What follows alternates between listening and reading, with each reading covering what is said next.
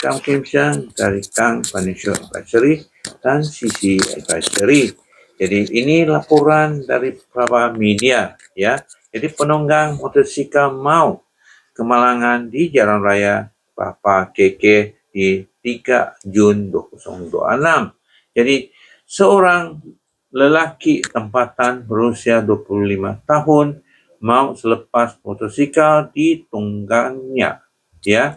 Ditunggannya terlibat dalam kemalangan dalam sebuah kenderaan pacuan 4 roda di Jalan Papar, Kota Kinabalu di kilometer 14.6 berhampiran Kampung Muruntung, Mutatan malam tadi. Jadi Timbalan Ketua Polis Daerah Penumpang ya berkata pihaknya menerima laporan mengenai kejadian itu pada jam 11.10 malam Selasa.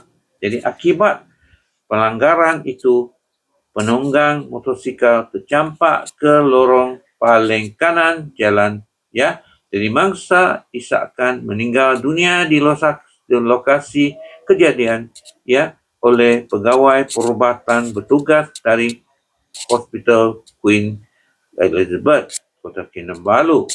Jadi sampai sinilah sila menggunakan jalan raya berhati-hati ya demi keselamatan diri sendiri dan keselamatan orang ramai. Jadi sampai sini kedua sila buat perancang kewangan ya, jangan beli